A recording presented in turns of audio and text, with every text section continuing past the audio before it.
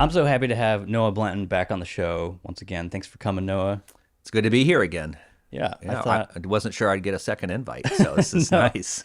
no, like I like to have people that are more informed about me with certain topics, and you're like the housing person that I know that's really well informed. So, I thought it'd be good to do just a general housing update. I think it's been like 8 months or so since I had you on last time, Yeah, something like that. I might be yeah. getting that wrong, but um, yeah, I mean, I was gonna ask you first of all. Well, first of all, I'll just say like I wanted you to do like a little bio again in case people forgot, or they can check out the last episode. But Yeah. you're the president of WFG Oregon Yep. Title Company, right? Yep. Yeah.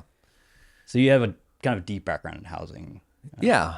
Yeah. And we kind of have a front row seat to the transactional part of housing, and our industry closes all of the real estate transactions, commercial, residential, and our company does, maybe 1 out of 4 residential transactions in the metro area. So we have a good front row seat to housing and the people consuming housing and some of the challenges with housing. And our perspective is a little bit different. It's not policy necessarily, but of course we're looking at the results of policy Yeah, and the impact on pricing. And of course our business is about transaction velocity, so we care a lot about whether people right. can access housing and consume housing. Yeah. No, that's cool because I think we got into maybe last time a little bit of commercial, but it's cool to know you do like commercials a part of that. Yeah, Because I had some commercial questions on here. yeah, different conversation. Yeah. Yeah, totally different conversation. Yeah. I was gonna ask you like this is a combo kind of question, but like first of all, is there anything you just wanted to bring up that's like, hey, these are like key updates since last time we talked? But also, I was curious.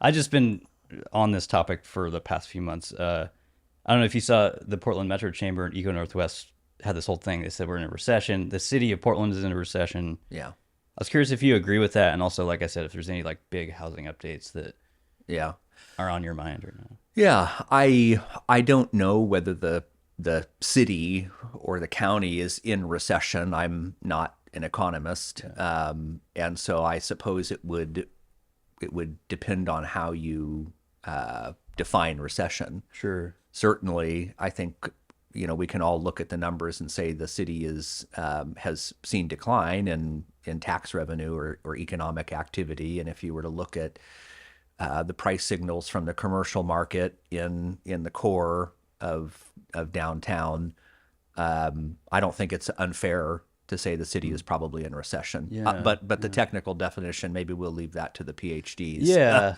Yeah, it's I should do a deeper dive. I assumed I think a lot of it was like 4 quarters of negative employment Yeah, and things like yeah, that. yeah, And like you said, probably downtown property values are big. But yeah, I'm not sure of the exact factors. yeah. But I was just curious. And if And if you we're see like the effects of that, yeah, if we're and maybe we're sort of quibbling about how low is the bottom. Maybe that's really the question right? that we're having. I mean, certainly there's been job loss, there's been net migration outflow. That's true. I tend to, and now it's kind of, we're getting down to the point where the differences in the numbers are really small, but I guess I have a tiny bit of a counter view in that from a housing perspective and a population perspective, in Multnomah County specifically, there's some irony to this that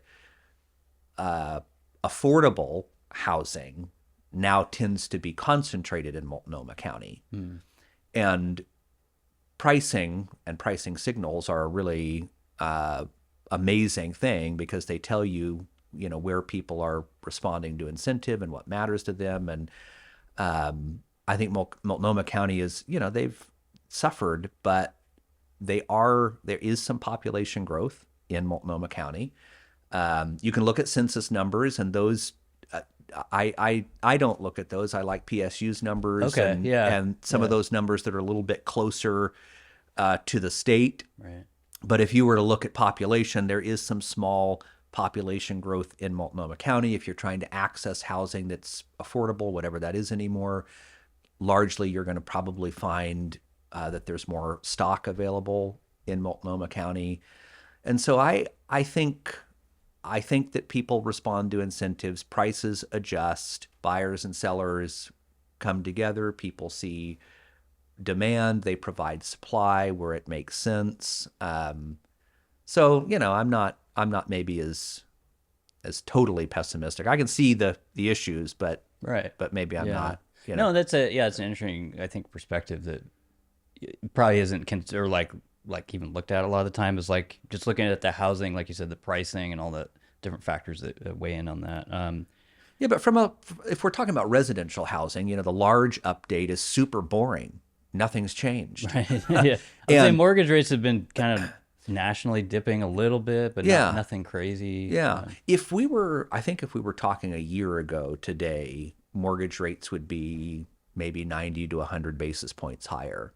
And people are always surprised when we say that, but I think our bias is to respond to mortgage rates when they're going up. If I told you they were 100 basis points higher than a year ago, you'd be like, "Yeah, I know. Everybody knows." I don't think we respond as quickly to good news. Yeah. But mortgage rates have certainly been it's a moderating, decline, and in the last couple of weeks we touched 3-year lows a couple of times in terms of mortgage rates. But the market is sort of boring because we finished last year with basically the same number of transactions we did the year before, and basically pricing the same. Kind of boring. We've had remarkable pricing stability in the marketplace. If you go to multifamily residential, different story, much more constrained supply. I think there's been some press about the number of multifamily units coming online. A lot of the supply is being absorbed up, and you're starting to see a little bit of stabilization in that market. So, two different types of markets. But supply, if you're just looking at gross units coming into the market, supply's been contracting for 4 years. And I think that's one of the stories about this housing cycle is it doesn't move in months. Yeah. It moves in years. Right. And maybe by the time we're noticing some things, we're several years into the leading edge of the supply cycle. And that is where we are. And so I think that probably informs, we talk a lot about, well, what about pricing stability? What's going to happen with valuations and pricing? But we've been in a contracting supply market for a couple of years already. Yeah, no, that's a good, I think, overall like Northwest update. It sounds like to me. Yeah, one thing I was gonna say is like this kind of, I don't know. I was gonna shout you out for last time you're on here, and I know this isn't like you didn't invent this quote or whatever, but last time you're on, and I clipped it. You had a thing about we have the highest tax rate here in Multnomah County, aside from New York, and this kind of contiguous thing with Clark County. Yeah. There's the highest disparity. Yeah. But I was just going to mention that because, like, I don't know how long, it was like 3 months after that or something. Tim Boyle had like a famous clip where he said that. Portland business taxes have grown 82% since 2019. And as widely reported, Portland ranks second in the nation for individual tax rates, trailing only New York City. The Multnomah County preschool tax is sitting on $500 million in cash and not delivering the services that they promised.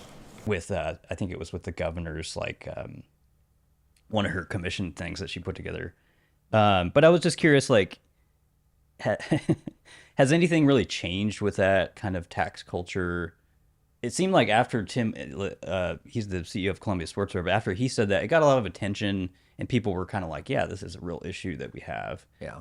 And there was this period where it seemed like there was a focus, even from the state level, of like, we got to do something about this kind of tax matrix that I call it. But do you see anything changing with that environment? Yeah, well, first off, I'm sure I didn't invent the quote. I probably stole it somewhere. Yeah, I was gonna say, people. There's also people have been smart. Kicking that around for a long time that were like that. Yes, something has changed. Washington is working hard to make sure that their taxes are just as high. Okay.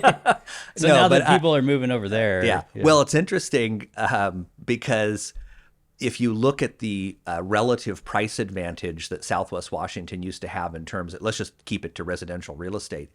if you look at the relative pricing advantage, that's been completely eliminated from a median price perspective. So if you're going single family home, there's no difference. There's no price advantage anymore. And that's one of the maybe more subtle and interesting things to notice about the marketplace. And you could broaden that to the whole West Coast and do a little bit of an analysis and say, well, has the metro area's pricing advantage disappeared? Not completely, but you couple that with taxation and some other things, Right. the decision to move starts to become a little bit less clear. But no, there's not been any material change in that disparity. And I think major tax policy. yeah, there's not been any change there. Certainly there's awareness, and that comes back down to the state still has, and the city and the counties still have funding priorities, and the question would be, where are they going to get the money if not through this structure? So how would they change the structure? And so you kind of get into the larger question of, are we spending too much money? Are we spending it on the right things? But unwinding tax policy is hard. Mm-hmm. Yeah. So kind of deeply embedded. Yeah. But I will say, if I was going to say anything, I would about that from a housing perspective, I would say I think most of the migration that was very sensitive to that has taken place. I would say that it's probably a diminishing influencer on the metro market as a whole. Not that it isn't still there, but there were early adopters that responded to that incentive, moved into Clark County. That's where a lot of the job growth is in Clark County. And I know that like very particularly some of Eco Northwest stuff has called out, if you remove Clark County from the metro area, it really changes what growth looks like. Sure, there yeah. isn't a lot of growth. There's the job growth looks, negative or anemic. Right. So because a lot of times it gets lumped in as a metro area. Yeah. And I think that, of course, the metro area, they can't survive independent of each other, Right. but it is interesting to notice where that growth is happening. But from a price perspective, that advantage is gone. Interesting. Yeah. And so it changes how people look at, the different incentives that are causing them to maybe move. Yeah, and I've known a couple people, not too many, but that maybe they've looked at that, but I've known people that are like, I'm going to like Utah or somewhere completely different state entirely. Yeah. And maybe that's why, but Well, and that also, I mean, this is what I love about pricing signals is you go to Utah, you go to Boise, you go to some of these other states, the pricing is responding there, and it will eliminate pricing disparity as a cause for making a decision. And then people will say, well, am I moving for other reasons? Is it taxes? Is it quality of life? It's not that I can get a home for $180,000 less than I could get here. So I think that process is ongoing all over the Western states as people choose where they're reevaluating where they're going to go. Yeah. Everything. It may not just be budget oriented or whatever. Yeah. Well, it certainly maybe isn't as housing oriented as it used to be. Right. Where I can move from California and into Portland and I have this huge pricing disparity, or I can move from Portland to Boise and I have this huge pricing disparity, or closer to home, I can move from Portland to Clark County and have a significant pricing disparity. That isn't necessarily the case anymore. Huh. Or the impact is lessening. let's say. Right. Well, I was just curious, like, do you think that that's like a, because it seems like there's been so much activity within that just nationally anyway. Is that like a new thing now? Like people just hop onto this. I know that happened with, I think, Miami. Like Yeah. people started moving there like crazy, and now it's like one of the worst, I don't know, it's the worst housing market, but it's just really hard to find like something that you want, I guess. I don't know. Or that you can afford. Yeah. Or yeah. Is that just like a trend now of like there's these hot spots? I mean, that's probably always been a part of housing, I guess, but I think it's always been a part of housing, but I think if you were to look at maybe, let's say, the Western states markets, the pricing behavior in those markets equalizing more and more and more so that it's less and less and less of a decision factor. If you're in California and you're looking at tax structure, quality of life, these number of other factors, let's say employment being equal, and you're stacking up the two columns, and housing was one of them where it's like, I can get a lot more house. And in some markets, that's still true. There's just more equilibrium across the markets. Yeah. One thing I've noticed too, even with like smaller communities here in the Northwest, is like, because of this whole remote work thing, there's just less attachment to urban areas. Yeah. And if you want like a quieter lifestyle, I guess, like you can kind of work wherever you want, and for a lot of jobs. And Oregon was one of the places that already had pre-pandemic was one of the places that had the highest work from home adoption in the country. So it was already part of our culture, and something that I think we probably did even more than other parts of the country. For sure. So that was kind of already something that we did. Yeah. Okay. Yeah, you kind of mentioned it a second ago, but I did want to. I mentioned it, I think, on the last episode I did. But Oregon Journalism Project did this story on we're at a 12-year low for multifamily housing, and I'm always just curious. I'll put the graph up again, but it seemed like there's always this kind of peak of activity the metro area, Portland metro area, had around like 2018, 2017, and on the graph, that's kind of what it's that was our last peak, but. I'm always just curious to pick your brain about like why do we have this multifamily kind of big challenge here. It just seems like it's I don't know if it's a regulatory nightmare or like why people don't want to get in that. I was also going to ask you about the big state housing bill that it was kind of a collection of bills, but it seems like the state and a lot of these forces try to address this, but it just isn't. For multifamily, isn't really changing much. But I don't know from your perspective what that's like. Well, yeah, I mean that's a big question, but at the very sort of fundamental level, we were building peak 15, 16, 17, let's say, peak multifamily housing permits. We were putting 50 to 60% of the product that was coming into the market was multifamily during that period of time. But that was a response to demand. So we were also importing 30, 40,000 people into the metro area during those years, and 50 to 70,000 people into the state. And we couldn't build single family fast enough, but we could build multifamily fast enough. During that period of time, I think Oregon was and the metro area specifically was a top 3 or 4 destination for investment capital in the country, because it made a lot of sense. You could build multifamily, the demand was there, people were moving in. Wow, I didn't know that. Yeah, and that was one of the top 3 back then. Yeah, and so if you look at today, and this is a gross simplification, but if the demand isn't there, why would you build? Right. I mean, and let's say the demand at whatever market rates are, because you're building a market rate multifamily building, taxes have gone up, insurance has gone up. We talk about affordability, and it's a accumulation of things, not just interest rates and prices, but it's also taxes and insurance have gone up significantly. Yeah, it's the whole environment. It's something that kind of drives me crazy up here, because like at the city level, there's all this attention on rent control and stuff. And I always point out, like, we already have state level rent control, but I think people get real like tunnel vision with that kind of affordability. They're looking at one thing. They're not looking at the whole kind of burden on people. Yes.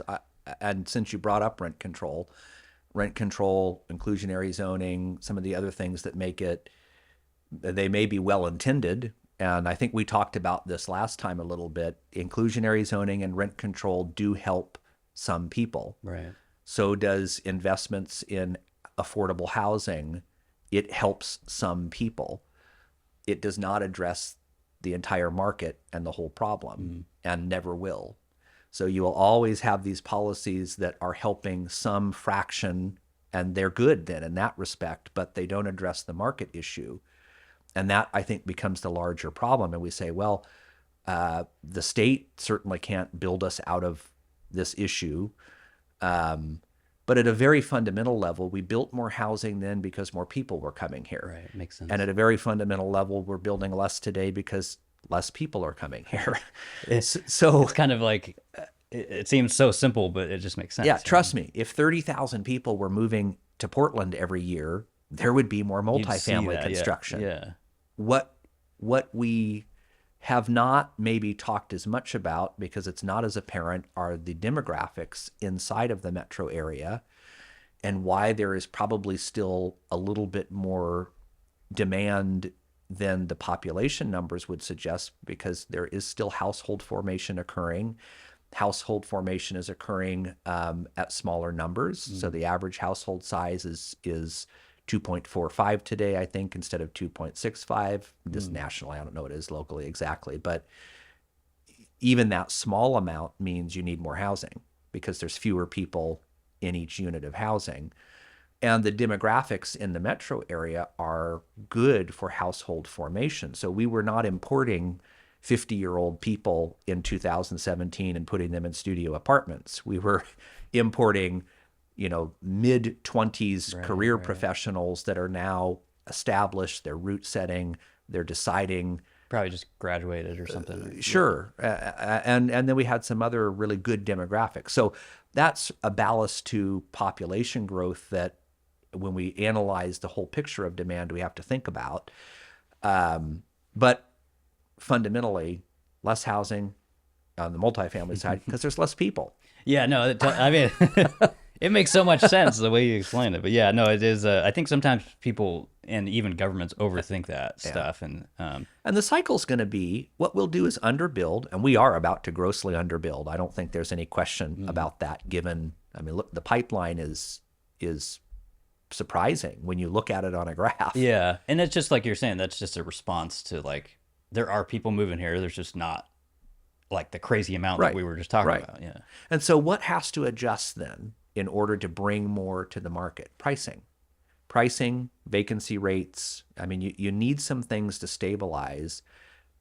Multifamily permits have been falling for 4 years. So this is not some new phenomenon. Right. It's just accelerated. Right. And the impact will be on pricing. And ironically, it will have probably the opposite impact. Things are I wouldn't say we could look ahead and say there is a lot of affordability coming, because you look at the leading edge of supply and it's deteriorating. So I think there isn't a policy or a trend that I could look at that says, we are going to somehow get affordability in the marketplace. Right. Not true. Now, if you look at a long enough timeline, maybe, but you're saying, well, yeah, if you look at a long enough timeline with inflation, sure. Right. But that price tension between demand and supply is not such that we would somehow magically get affordability. We would need to see, I think, a very significant outflow, very significant, of people in order for that to happen. Okay. Yeah, it's all really interesting stuff. Let me see. I have, I mentioned this a little before we started recording, but I'm just always fascinated with, and particularly with these smaller communities that are outside of Portland. Like these land use laws in Oregon, from what I know, stem from the 1970s when they were created. And they're just very restrictive. And I know that in the past few years, there's been I would describe it as like minor loosening of that. But they just feel like punitive to like smaller communities outside of these big urban cities. And they seem, I'm talking about the overall land use like situation. They just seem designed to prevent urban sprawl. So, but like we were just talking about, I don't know, there's like this weird environment across the nation now and in the Northwest where you can live wherever you want, and this remote culture.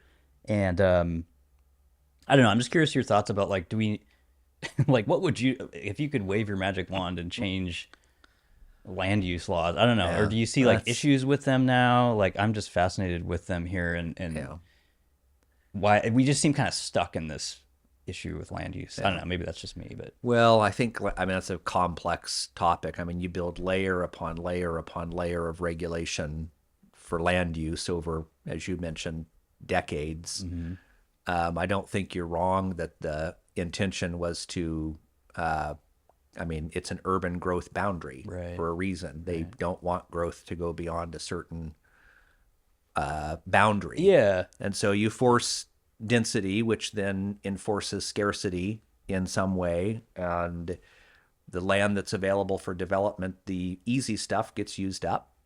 And so the more complex stuff is left. It's more costly to develop, and it's maybe more marginal from a construction standpoint. I forget the number, but and this is just one part of the issue. But I think regulation is approaching a third of the cost to build new construction or bring new construction to the table. Okay. That's in general, or single family, multifamily, or all? In general, I'm talking more single family. It's probably somewhat less than that on the multifamily side, but on the single family side, it's approaching the high 20s. That's pretty incredible. Yeah, I know that I've heard for it feels like 10 years now. They're like single family, just I would say gets kind of demonized, and I understand like these urban areas want density, and that's the whole reason, but that's pretty incredible. Like a third of the cost. That's a lot of money. It's a significant burden. The regulatory burden is significant on the ultimate cost. And I think now, so let's talk about multifamily specifically then. The city is waiving SDCs and doing some other things, and which is a good short-term policy. But let's think about the environment in which that provides the incentive for a developer to develop. I mean, what is that telling us on its face? That fee itself was part of the impediment to bringing a product that can make sense for that developer to the market. And so I would applaud the short-term goal, but it's not a long-term fix, is it? Because we're not going to waive those fees forever. We're not going to give tax abatements or other breaks or development. Yeah, and I believe it's only the first 5,000 permits, right? And they can choose to extend that, but that's not happened yet. So. Well, but I mean, what we're admitting is that the system's broken. Yeah, and so they're recognizing that that's an issue. Yeah, and we're going to temporarily fix the system for 5,000 units, but we're not going to fix the structural issue overall that maybe is plaguing the system from a broader perspective. And I'm not saying that it's good that we're doing it, but I do think it sort of speaks to we probably, I mean, housing policy and regulation gets really convoluted. If I had a magic wand, what would you do? Wipe it all out and start over? But that's not practical. We have to deal with what we have. Our land use policies also have created in part, they create the valuations in a market. And if we were to fundamentally change our land use policies to where, let's say, a high quality lot went from X to Y, it necessarily then has the potential to devalue all other property. And you sort of see that maybe more acutely, and this is not a policy issue, but you see that more acutely in commercial real estate, where they're devaluing at the rate of 40, 50, 60%. Well, necessarily that has a knock-on effect to the valuation. Everything around it will have. So if we changed our land use policies to make the cost basis for all development, which is raw land, cheaper, that necessarily devalues everything else in the market. So and this, we don't talk about this a lot. We say we broadly want affordable housing, but we don't want to devalue the housing that's already in the market. You can't do those two things. So we're sort of now in a long-term cycle that I mean, housing is expensive. It is, but that's been an 18 or 20 year long working to get to that place. And so it's hard. It's a difficult issue because you can't say, let's create a bunch of affordable housing without touching the values of anything around us. Yeah, it's kind of I don't know if double-edged sword is, but it's like we can increase affordable housing, quote unquote, whatever you want to call that, but you're in turn dropping the value of a lot of those things around it. If you did it at scale, if you said we want an affordable market, however you define that, if you did it at scale, you can't say we're going to make this small segment. We're going to somehow magically make the newest product coming to the market the least expensive. That makes no sense. Right. Yeah. Yeah. It makes no sense at all. Yeah. And we're going to do so without devaluing the existing housing stock. Probably kind of hard to accomplish those two things. Yeah, and it's like we were talking earlier, it's just something, any homeowner, it's like I said 99% of people, they don't want the value of their home to go down in general. Right. I mean, I don't know who would, but well, and I am of the same dual mind. So I'm not holding myself out. I want there to be affordable housing, and I don't want my property to devalue. Right. So but it's kind of a unwinnable well, now it becomes difficult, which is why our policies then go to helping some people. Right, I see, yeah. Affordable housing construction helps some people. Rent control helps some people. Right. Rent control, I would argue, depresses supply and makes it worse for everybody, but that's maybe a different conversation. Well, I was going to ask you, because you mentioned last time, didn't you write your thesis on that or something? Yeah. Okay. Yeah. What was kind of the summary of that? It was just... you did a deep dive into it and see the results of it. Yeah, I mean, there's generally several levels of rent control. There are, from 3 levels, from the least restrictive to the most restrictive forms of rent control.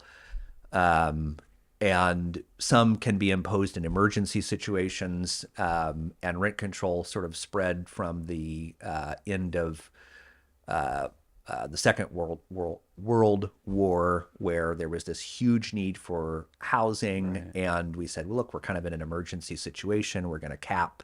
It's kind of like capping the supply of water in a hurricane. You're not going to let people. This is an emergency. We're going to cap the amount that you can charge for this commodity because it's an emergency. Rationing. Yeah. You wouldn't want those controls to go on for a long time. Then you have softer and softer controls and incentives. But generally, very simple. If you cap the cost of something, you're likely to get less of it. And that's just a very, very simple. Seems like an economic rule. Yeah.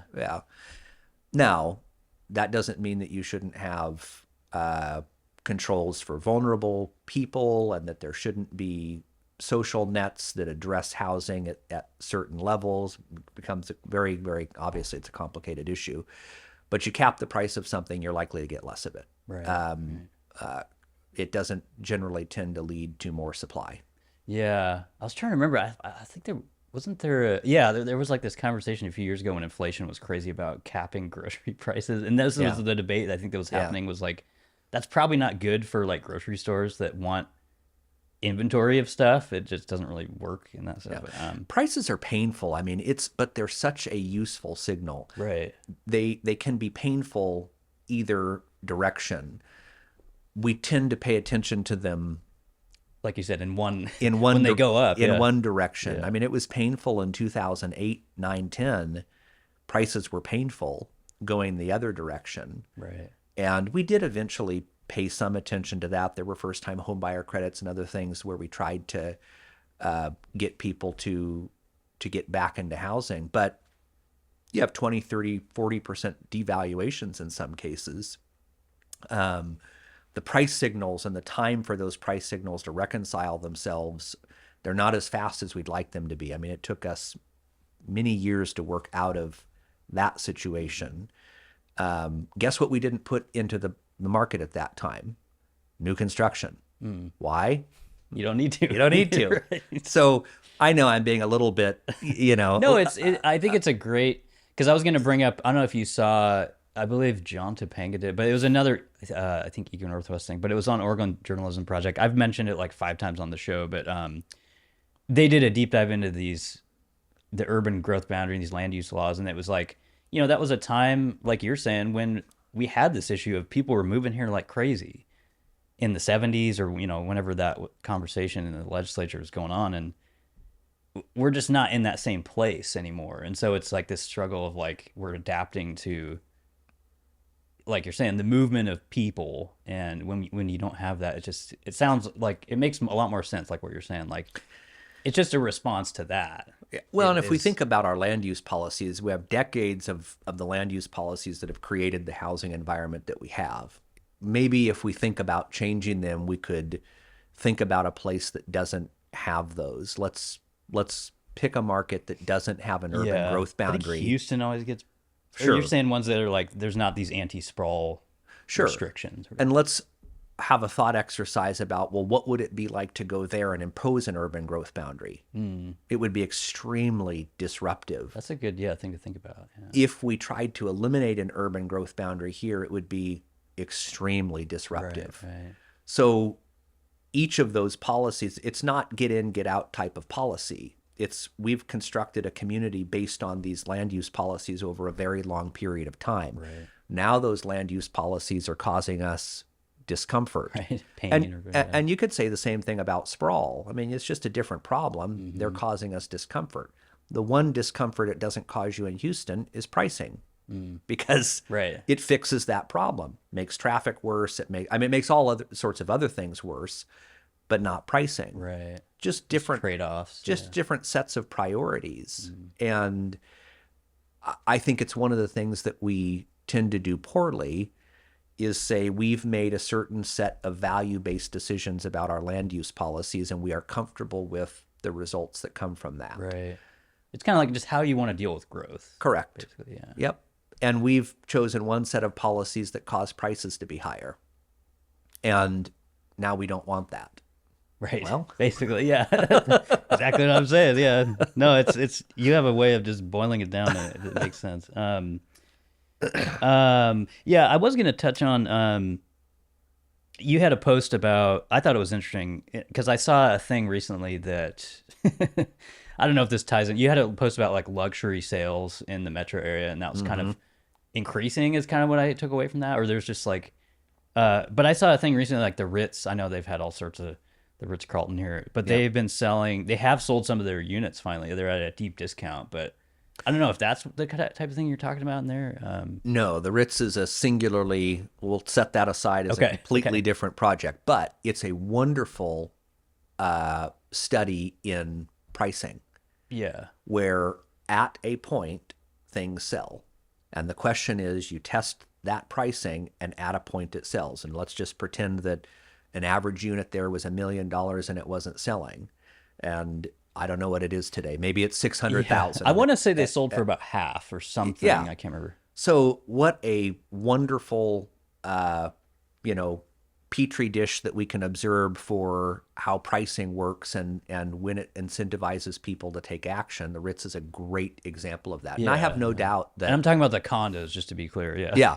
And I have no doubt that that pricing 10 years from now will reward the people who could make a Invest decision now and absolutely be valuable. Yeah. At the bottom of the cycle in 2008, you could buy existing homes for far less than the cost to construct a new one. People who could act at that time were greatly rewarded based on responding to those pricing signals. For the luxury market, so I'm kind of, let's exclude condos or very specifically condos in the core of downtown. I'm talking about single family residential, taking condos out. We finished the first 2 months of the year close to how we finished 21 and 22, which were peak consumption years for housing at the high end, and I'm defining that as over 2 million. Okay.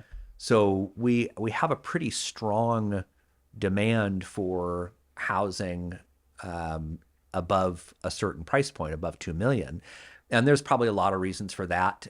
One, candidly, it's probably where there's more value. You're probably extracting more value out of a $2.5 million property than you are a $650,000 property on a number of different metrics: price per square foot, amenities, so on and so forth, location, variety of other things. And this is metro-wide, or was this is just the Tri-County? So I'm excluding Clark County specifically in that. And probably something I should have made a greater distinction on. But I was focusing specifically on the Tri-County area and it's what we would know as metro. Yeah, the government of metro, which is those three counties. Exactly. And now you got to be kind of careful with that, because if you say metro, you might think we mean Southwest Washington too, the metro area. They're kind of two different definitions. Two different things. But I was surprised that there was some pretty strong demand. If you look at, so let's just put the real numbers out there. We sold 27 homes over $2 million in the first 60 days of this year.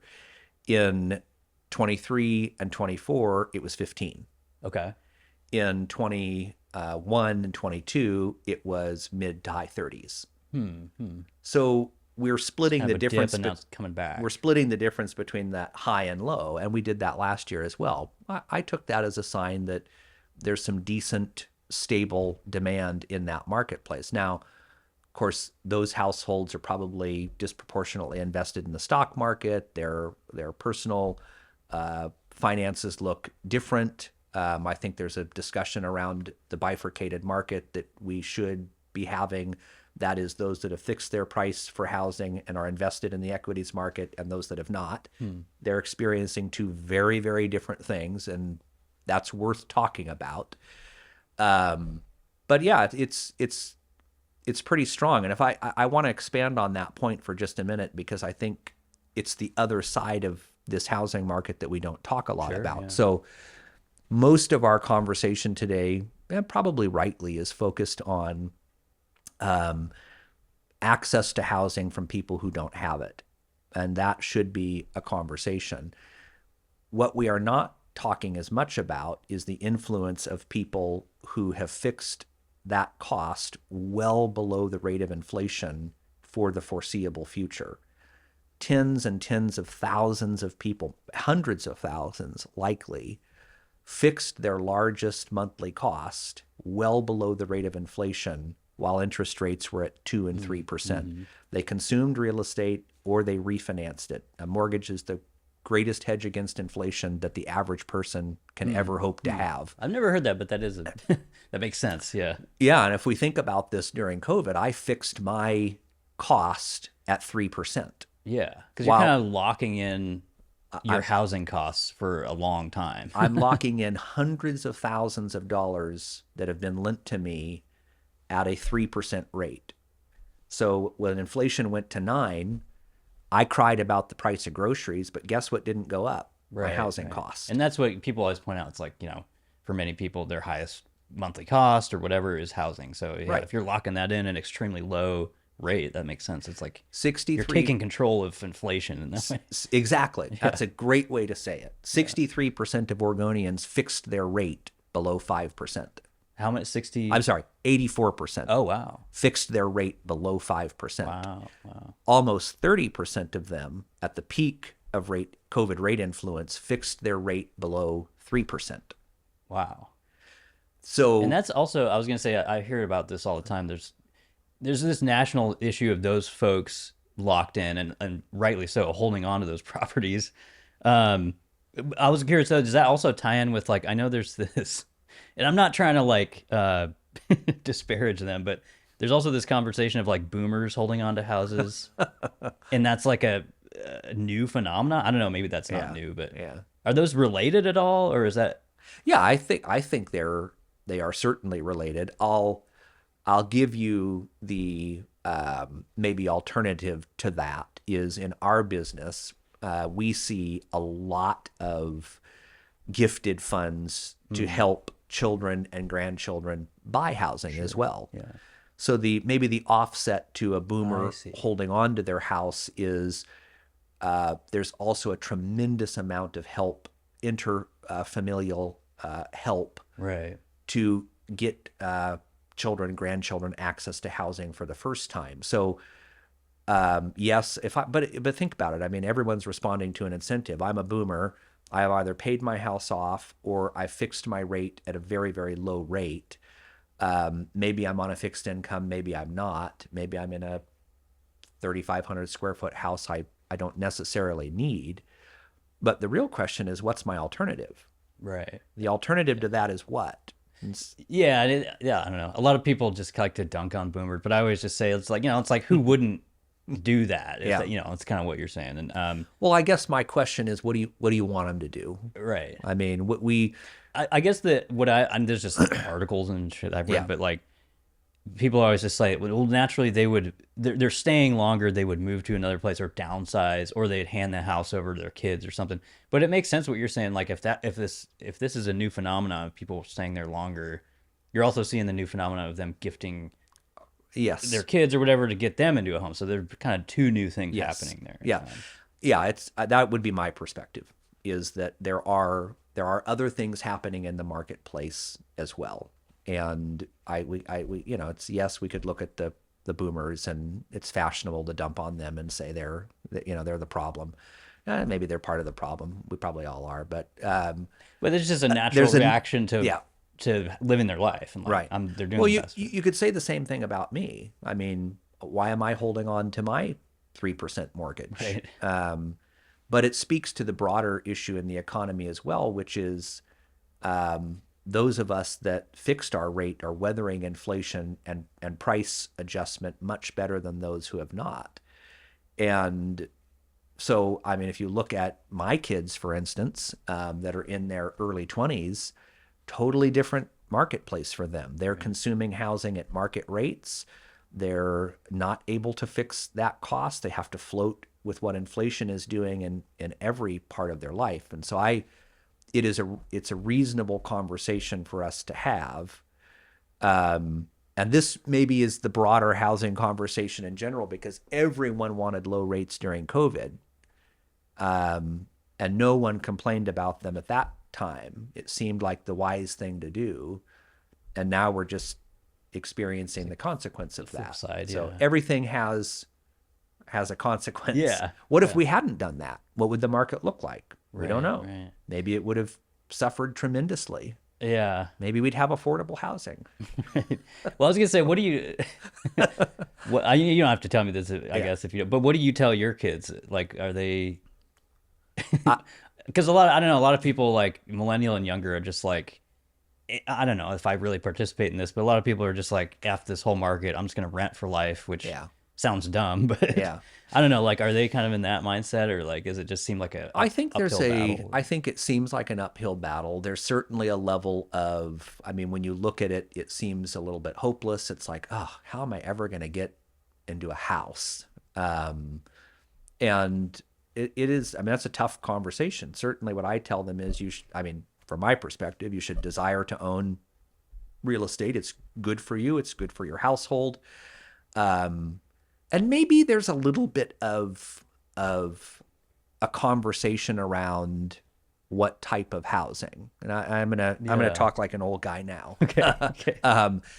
My first home was not a single family residence with granite countertops and three beds and Stainless 3.5 steel baths and stainless steel appliances. I bought an attached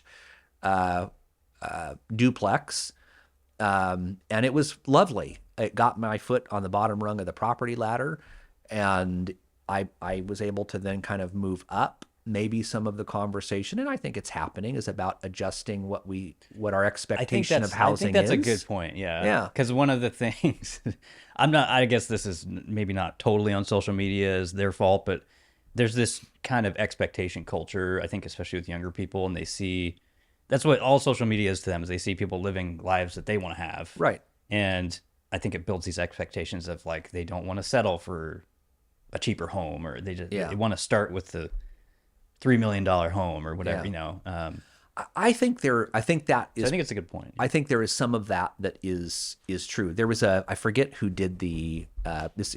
I'll send this to you when we're done here, but because it's worth looking at. There was a study done, and I forget what school it was out of, but it essentially talked about the early effects of not consuming housing and being hopeless about housing, and the behavior of people.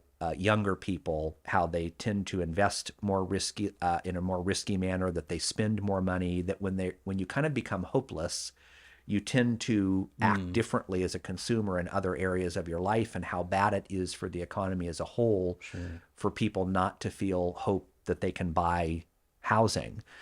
You'll really like it. Yeah, sounds interesting. I'll send it to you. And then the question is, what policies should we formulate that help people get into housing, and which ones are the most effective? Because we We don't like the long-term impact of lowering home ownership.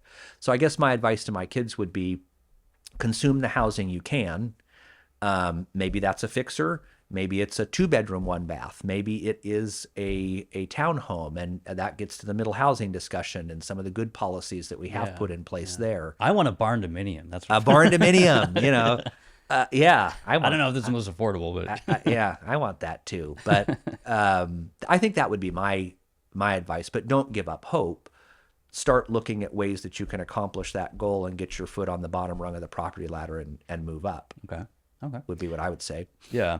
And don't come ask me for money to do it. Yeah. I'm kidding. All right. These are kind of like, well, actually, I'll go into this. I guess we touched on it a little bit already. There's been some real big stories recently about steep commercial property discounts. And it seems like the going rate, I'm talking like downtown Portland here, is around 60 or 70% for a lot of these like big downtown properties. Yeah. And, you know, I don't know. The way I always look at that stuff is like a lot of downtown cores just have this issue now because of remote work culture, and a lot of like just downtowns in general are just struggling. I think Portland's maybe struggling a little bit more than other cities, but I'm just curious, like your take on that, and you explain to people like why that is that we have this commercial, big pink sold for crazy low amount. And, I think commercial real estate is so much more orderly. It's very, very clinical in terms of how it decides what the valuation is. The people on either side of those really large transactions are making much more data-informed, strategic type of decisions. Even the exits are at a loss, are strategic. Yeah. There's a lot more strategy and thought put into that. Is that kind of... Well, and the valuation comes from a completely different place, of course. And so it's probably a little bit easier to say, Big Pink has let's just use that as an example, has a certain vacancy rate. Its cash flows are valued at whatever, X. Yeah. And this is now the valuation of the building. It's a much more sort of... I see what you mean, yeah. It's not subjective. And because they're supposed to be generating income on their own, like it's easier to kind of make a decision based on that. Yeah. People don't like it when I say this, but single family residential real estate is not an investment. You don't make a payment to your investment every month. It pays you. It is a wonderful thing to have for so many different reasons, but it's not an investment. It's your home. And fixing your cost is relevant to your overall financial position, but it's not an investment. Big Pink is an investment. Yeah, I was gonna say, in the sense that you're like with those type of things, you're actually getting returns like after you purchase it, kind of thing. It's like gold is not an investment. It doesn't pay you anything. Sure, yeah. Gold is a hedge. Yeah. And so I think those distinctions do matter when we're talking about valuation. And commercial properties, multifamily properties, are valued based on their stream of cash flows. If you have to write a check to Big Pink every month, that's a pretty bad investment, isn't it? Right. So what you're seeing is the prices adjust to where they are an investment. Big Pink is an investment at a 70% discount based on the internal valuation of the cash flows and what those two parties know about the performance of that asset. Yeah. I think when you talk about urban, I don't know if you've heard the term donut economy. That's another one floating around. Yeah, I may have heard that, but I don't know exactly what it means. Which is all the activity happens around the urban center and nothing is happening in the urban center. And it's a kind of a phenomenon. I could see that happening, over several cities right now. Yeah, exactly. Yeah. And so then cities become places that people have to want to be, not that they need to be. Right. And I think there's a heavy, maybe that's not the right word, but there's a really good case to be made that people like spending time in cities. I do. Yeah. It's fun to be in a city. And so you have to make it a welcoming, inviting place that has things that people want to do and that they feel safe and comfortable in. And, but no one, I shouldn't say no one, many people don't have to be in a city anymore. Right. So it becomes this optionality. What type of lifestyle do I want to have? So I say all that to say, what you're seeing in Portland is a very orderly, negotiated repricing of our commercial real estate based on the demand that's implied in the market for it. And the buyers of that real estate are making an assumption that I think that they're buying at the bottom. And it's wonderful to see Big Pink, and that group just bought another building as well. They are people that know the market. They're from here. They're local. Yeah. It's very interesting to see the market revert to that, because that's very much what it was in the early 2000s. We weren't necessarily. It wasn't like outside investment. Yeah. It was more local. Yeah. So it's sort of interesting to see the market revert to that. Montgomery Park, some other high profile. I don't think that was a local. Maybe it was, but I think we can look at and point to some of these things and say it's catastrophic, but it might be really interesting to talk to the people that are buying those properties and know what's in their mind. For sure, yeah. Because they aren't committing tens and tens of millions of dollars to things that they expect or think are going to fail. Right. And so they feel pretty good about that decision. And they feel pretty good about that price. Yeah. That price has incentivized them to make that investment. And so I think that's a real positive sign. Even what would be worse is no turnover at all. Right. Well, yeah, I was going to say, I remember because, Wall Street Journal, there's all these big things that did, like, Big Pink selling for dirt cheap price. And I was waiting for a while. I'm like, I don't know, will it sell? But I was surprised. Yeah, I think his name is Jeff Swickard, the guy that bought it. Yep. The auto group dealer guy. Yep. And I was going to say, it's funny because I sent him a DM and he responded to me recently, but I was just joking. I was like, if you want to give me free studio space in Big Pink, like, hook it up. And he was like, I'll send you the leasing agent. But but it's not free then. Yeah, well, I was trying to get it for free, but yeah, it's just interesting that, like, yeah, a local person felt confident enough that he can make that work, and obviously it's like an iconic part of the skyline and all that stuff. So it's just interesting that, and I feel like it was fairly quick. It wasn't sitting there for I agree. Extremely long time. But, well, and the other piece of that is, if you look, there was a seller in that conversation as well. And so that seller had to make the decision to take a loss. And so there were decision points on either side of that transaction. I agree with you. I would have been far more concerned if Big Pink sat and nobody wanted it. Yeah. What I was excited about, I guess, is that there was a buyer and there was a seller, and they were able to come to terms, and it was fairly quick. Right. There wasn't extreme tension there or long amounts of time or stuff like that. I think that's good. I think that's positive for the city. Yeah. Yeah, I do think it's interesting that, like, I just saw one this morning, the old Greek Cuisina building. But it's just interesting to see, like, I think people, the buyers or whoever is investing in it, feel like we can make this work in 2026. Like, it may not look like it did or have the same function as it did. But, well, and the key there was it had to reprice to work, and then it does. Right. And I think in commercial, you just see a much more orderly repricing. And if the goals of the group holding it had been different, they might have said, no, this doesn't make sense. But there's a very orderly decisioning that happens there. And I like the signals that the commercial market is sending. Yeah. It makes your job a little easier to, like, decipher that. Yeah, as far as the market, right? Yeah, it certainly does, because it's not as subjective. So for multifamily, or for single family or multifamily, we might say multifamily different, but let's say single family. I mean, you start with the just cost of raw materials, labor, and regulation. Yeah, it's kind of all the input costs. Exactly, and that's how you end up with your valuation plus whatever the profit is that the person who's taken the risk to put that house together wants to make. But commercial real estate, obviously totally different. So I like the signals that the commercial market is sending. It's saying, all right, we're repricing. This is where we're at. We're acknowledging reality. We have people that want to buy. They're investing. To me, transaction. I was going to say, so that transaction activity is good. Is a good signal. Is good. Yeah. It would be like transaction activity in the single family market in 2010. Right after 2008, when it's like, okay, there's some activity going on here. Yeah, and okay, it's not that there's no activity. No activity is the worst signal, I think. Right, okay. Yeah, I always bring it up because it's funny, it's like it has, I talk a lot about Portland City Council, and it has such an effect on the, the county and the city's what they're bringing. That's a different in, conversation. Right? And I think they always call that tax compression. I don't know if that's what Yeah. you know that as. Yeah. But, that's a great term. Tax compression. yeah. And this kind of ties into what I was going to ask, and this is, I don't know if this is outside of your wheelhouse, that's fine, but there's been this whole conversation the past 6 months about, it's just funny because it's kind of crazy, but the Portland Housing Bureau and this money they keep finding. Do you know what I'm talking about? Yeah. Okay. Yeah.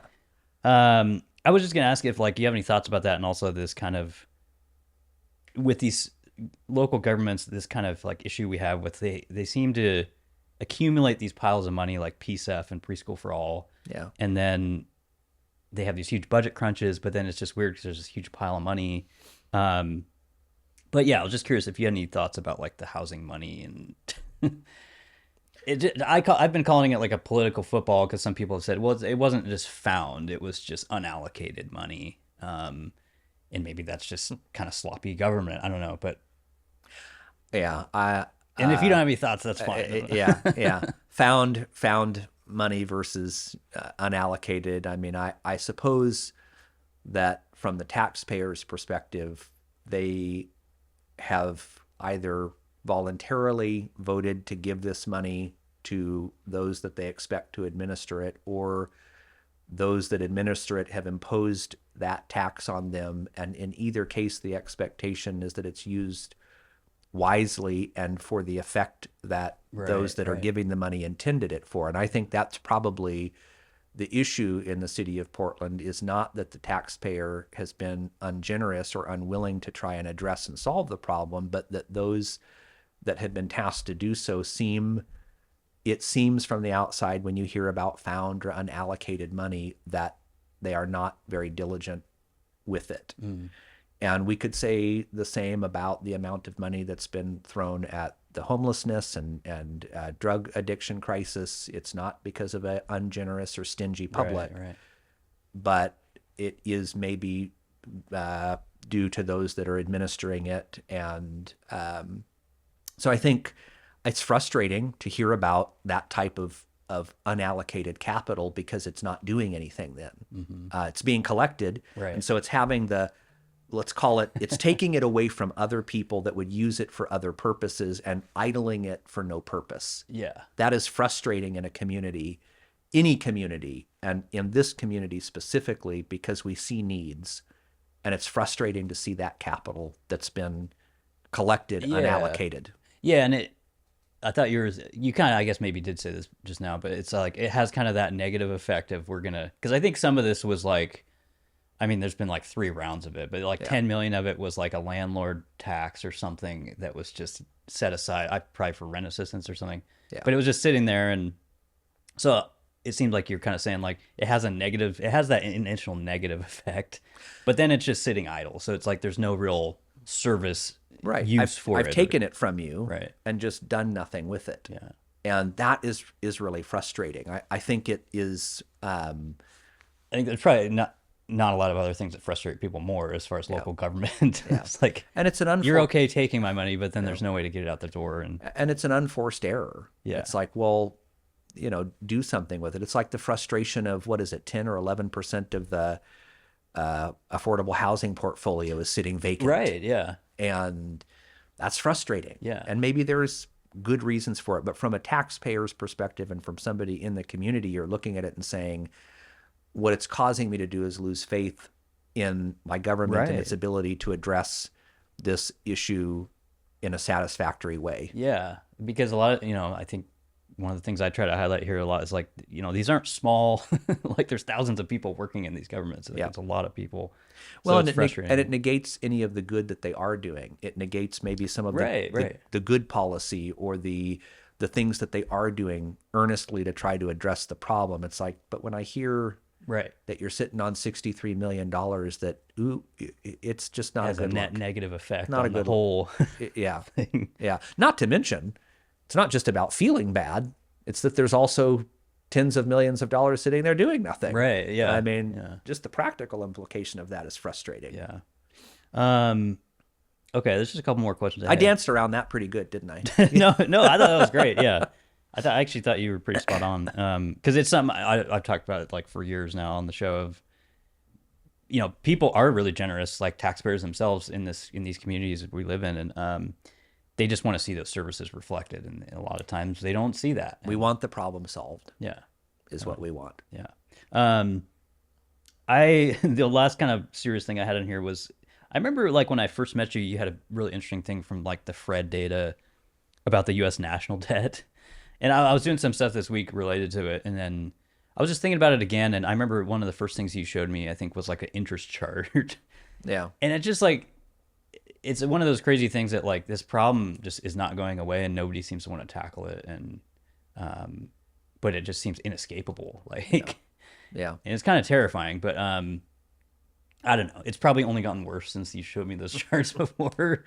It has not gotten better. That's Yeah. true. That is true. And I know one of the things, I kind of forget this sometimes, but at some point, maybe it was when you showed me that chart a couple years ago, the interest payments eclipsed military spending, which is just crazy.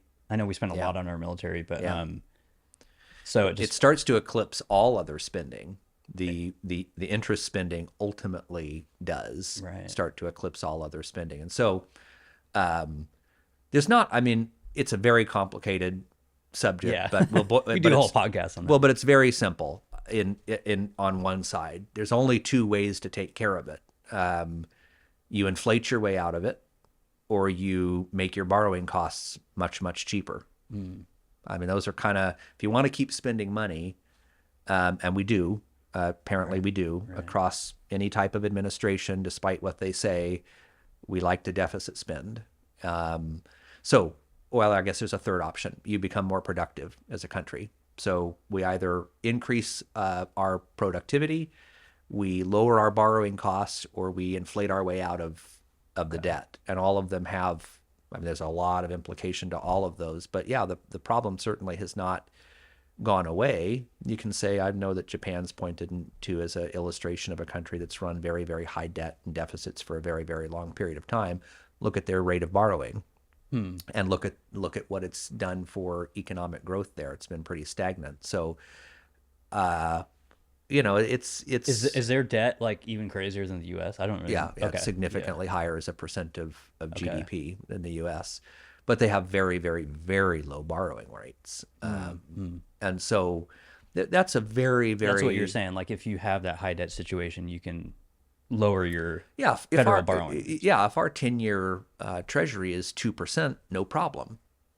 But we have we start to get into the trouble zone as it rises towards 5%. That starts to become problematic. I mean, you never really, all you're ever doing in government is rolling debt over. And so the question isn't really, the question is rolling it over at what price? More than I was paying before or less? Right. But we don't really pay it off anymore and haven't for a very long period of time. I was just laughing because I was thinking a lot of people bring up the Portland City budget, and I can't remember the percent. I want to say like $3 billion of that is just debt from capital projects. Yeah. And so I don't know. I was just thinking that it is like a lot of governments is just rolling over that debt. Yeah.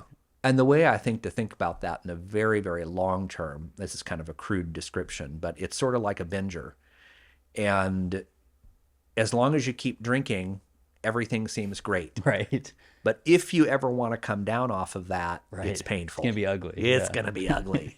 And so I would say, I mean, the simple illustration is we just keep drinking because it's easier. It's like, oh man, we don't want the hangover. We don't want to go through coming off this binger. So let's just keep drinking. And there is at some point and maybe it's 10 years, maybe it's 50.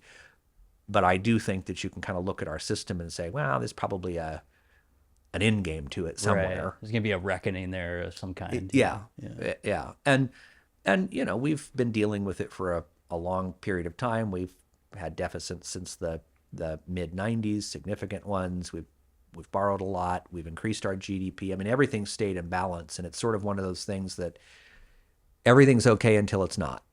Right. And then it's not. Then it's a problem. It's kind of like asking, how did you go bankrupt? And the answer is slowly at first and then all at once. Yeah, it makes sense, I guess. Yeah. It's just, I don't know. It's funny that it's always been part of the conversation. And It is funny how that works, though, isn't it? We always talk about it, and I do think it's sort of one of those things where it'll be fine until it's not. Yeah, because I think like you're right. It's I think just being human beings or just Americans in this country, it's like there's a time like when you can focus on that and you're like, that's a real problem, but then other things come up and you're like, well, now we need to spend money on this, and it's it kind of just vaporizes. But okay, is there anything else you wanted to bring up before? I just had a couple new goofy questions I've been asking people. All right. I would say the only thing I ever want to try to illustrate is we've got plenty of problems. That's true. We can focus on those, and we should. I do think that part of our conversation has to be the other side of that. There are some very good positive things. Pricing signals tell us a lot. We generally are aware and focused on things that are threats and dangerous to us, and we should be. I just am maybe not as pessimistic, and that's not to say I'm Pollyanna either. I recognize the issues, but there are counterpoints to everything going on in our market that we should be looking at and should be talking about and should be focused on. Yeah. And I think that's the message I would have is, yep, plenty of problems, and there are some good things going on as well. Let's try to have some balance in that conversation. Sure. Yeah. Yeah. Okay. My mind was just drifting. I was thinking, because I was going to ask you about the Moda Center thing. Do you have any thoughts on that and the renovation money that well, I've heard all sorts of things, and I'm kind of like, I don't know where I land on that. But. Yeah. I think that the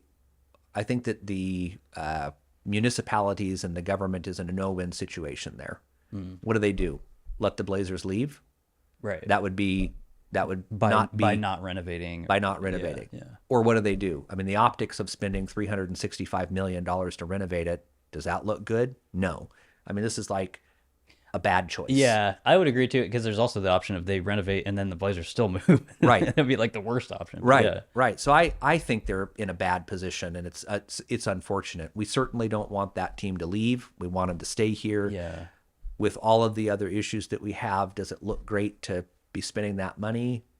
Even if it's done in a responsible manner and a sustainable manner, I think from the public perception standpoint, it doesn't look good. Yeah. It kind of reminds me of, like you were saying earlier, the SDC waivers of, I was saying this to someone a few weeks ago. It's kind of like an acknowledging of like, hey, we know there's a flight threat here for the team. Right. And so they're willing to pour hundreds of millions of dollars into to avoid that. Right. But anyway, you were going to say something. Sorry. No. I hope it works, and I hope the Blazers stay. Yeah. I think that would be the best outcome for the city. Yeah, and maybe it'll be I mean, I guess the whole idea is it'll be a fantastic, huge venue for the city. Yep. I do know the Moda Center is pretty old now. Yep. I can remember a time when it was brand new. Me too. It's funny when they were saying that, I was like, no, it's pretty new, isn't it? And then you start thinking it's like, oh, this is like 1990. Yeah, no, it isn't. Yeah.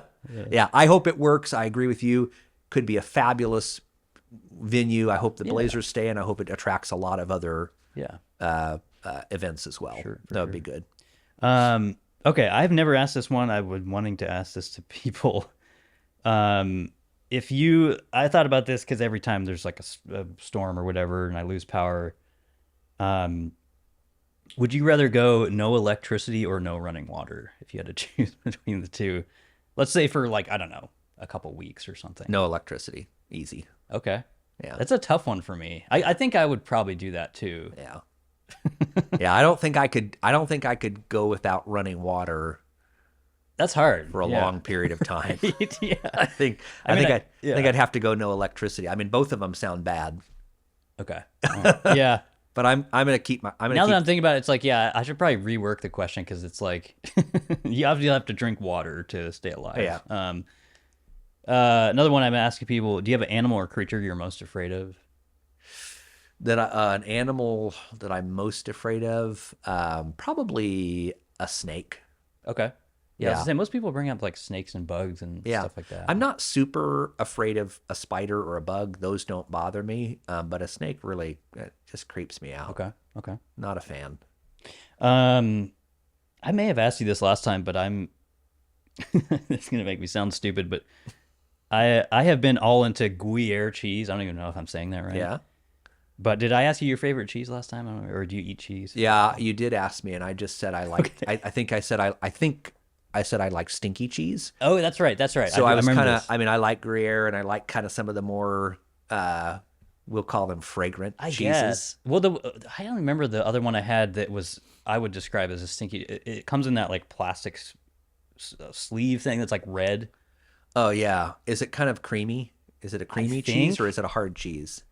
I mean, there's some I think it stinky was ones harder. on both I don't sides, know. but My friend was telling me it was big in the 80s, which I was Oh. like, I don't even know that cheese had like a day in the time 80s. periods. Yeah. Yeah.